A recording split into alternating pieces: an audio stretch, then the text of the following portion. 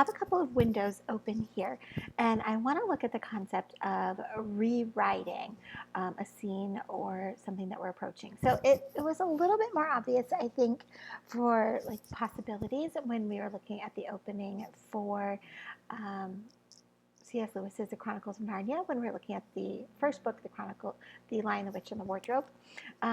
But there are a lot of different things to talk about, and I wanted to let you sort of play with those before I weigh in. Essentially, I tend to think of this as a bit of a translation study. So we can trace back the idea that I'm looking at to King Alfred the Great of England and about the 850s, 850 to 900. So what he said when he was translating Boethius's Consolation of Philosophy is that when we look at translating something, we are looking at any number of considerations. There are a lot of possibilities here. But it boils down to, in his words, to word for word or sense for sense. Now, we don't always do that evenly. Sometimes we do a little bit of both. But what we're saying here is that there are so many possibilities, and we're narrowing it down to two concepts. One, am I looking at this original and I'm saying, I want it to be word for word. I want to share this idea as close as possible. Obviously, with translation, I would be looking at, the Spanish word for something versus the English word, or the German word versus the English word. And then I'm trying to figure out that word for word space. But when we're talking about abridging or rewriting it, we're talking about the same sort of thing.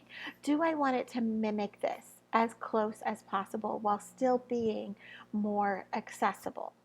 And so that leads me to say things like, well, if I want it to be word for word, I'm going to make letters because I'm going to keep the formatting. I'm going to keep the concepts. I'm going to keep as much of what I feel she was doing as possible. However, what if I want sense for sense? In that case, I'm saying, what is the concept? What does she want to share with us? Is she talking about, is it really about letters? Is it really about where she is and when she is, or her sister? Is it really about any of those things? Or is it about her experience and what she has gone through and how that has changed her as a person? So if I'm going for that word for word idea, I'm probably going to rewrite this as letters.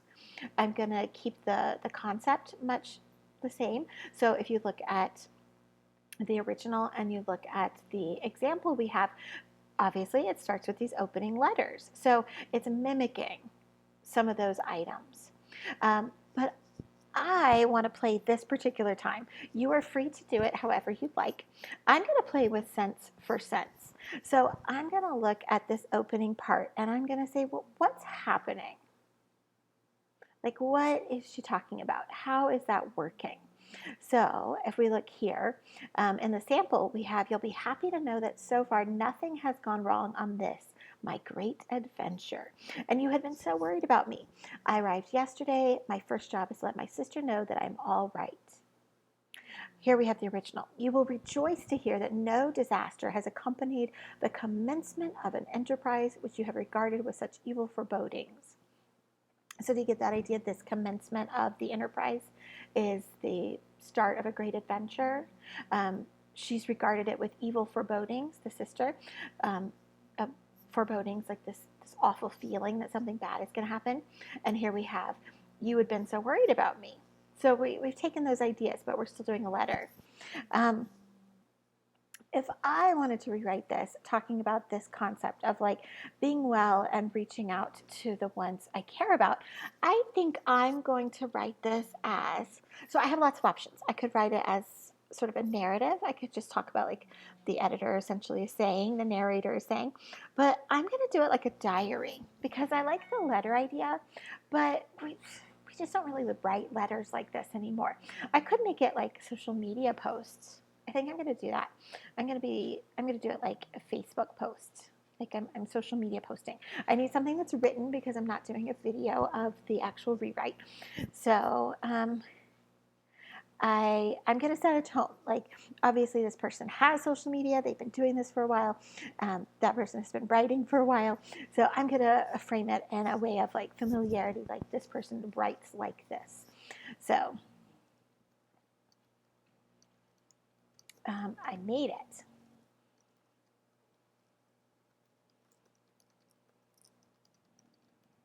About getting here and whoops.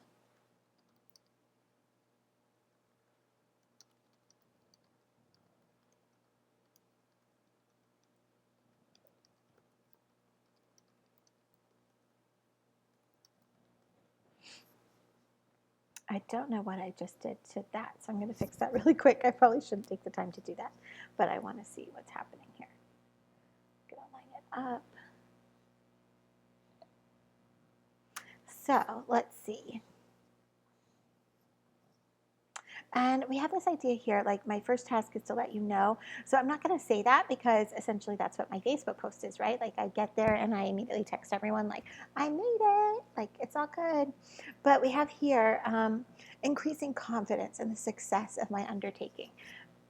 So we have this idea. Here I have high hopes for the trip ahead of me. I'm already far north of London. So we have this idea like I've made the start of this journey and I feel really excited about it.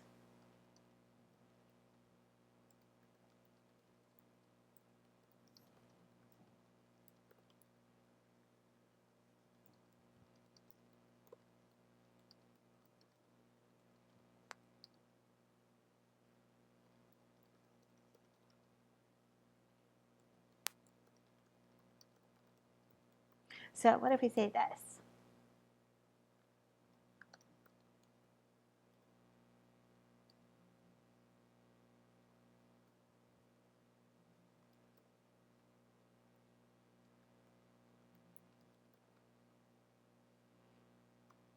Okay, there we go. So that's the start.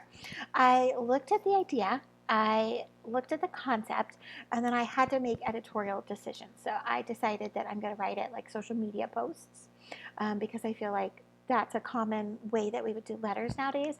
Instead of writing a letter to each of my friends, I would make a social media post. In fact, I'm writing a letter to a friend right now because letters are special, right? And so I don't want to just say thank you for something. I want her to know just how much her gift meant to me. So I'm taking that time to get a card and write on it and mail it so that she gets something cool in the mail. I'm taking all of those extra steps because it's unusual and it's different and it's for a very specific purpose.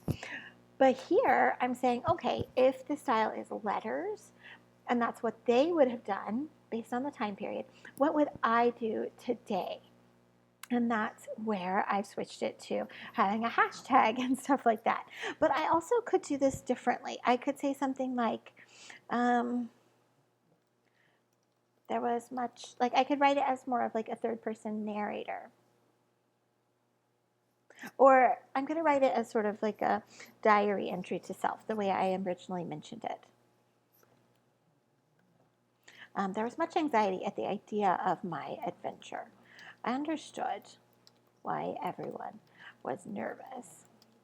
And now that all is going well, I will send a note to my sister. She was the most worried. She is, is the most worried about my adventures. But I haven't let her anxieties stop me.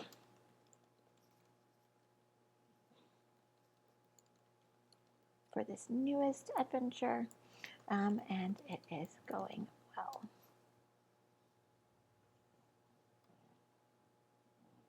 I'm gonna make it like that.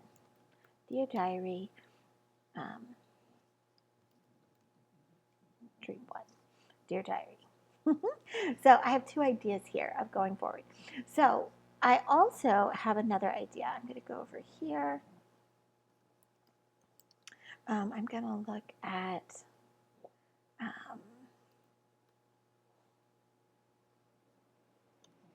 One of my favorite websites when I'm sort of stuck, a lot of us have been talking about like what is this story about? Like even this newer version, it's just written in a way that we're not as familiar with, like we're not as comfortable with that space. So I don't always suggest going to these places. Mainly, I don't ever want you to go to outside resources first because I want you to first explore something and see, jot down, make quick notes of what you are thinking and feeling as you explore it. Then go forward from there. So then we want to look at places like Lit Charts, Spark Notes, things like that, because they are really good sites that are going to give us lots of insights. The reason I don't say go there first is because they are going to pick some common themes and ideas. But that doesn't mean they've discussed all of the ideas. And so you may find something meaningful in what you're reading. And I don't want you to feel like, oh, well, I found this meaningful topic, but the professionals didn't talk about it. So it must not be there, or I must be wrong. They have to limit it. They have to decide how much they're going to write. And they can't write about everything. They've got to, just like us, make some reductions. They've got to say, oh, I want to talk about all 10 of these things, but I'm just going to talk about 4 of these things. That means there are other things that are left. And so I don't want you to ever feel like, oh, well, they didn't talk about it, so it's something negative. No, it just means they didn't talk about it. They are going to share some big ideas, and then you may find some other nuances that you really want to explore. So I want you to be confident in what you are doing and that you're getting something out of what you're reading. So here you can see there is some good basic knowledge about the story. So a plot summary, detailed summary, themes, quotes, characters, a brief biography of who she was. And then I wanted you to see that you could look at things like the summary and analysis. You could go to letter 1, so that first 4 letters, rather than feeling like, oh goodness, how do I solve all of this? You could read that. So as you can see, it's 3 short paragraphs. It's not a huge amount. Not all of it is available, but you can start to get those ideas. So I want you to explore those. I want you to think about the possibilities here and that they are really endless. So have some fun. Try very much to have fun and see where it takes you.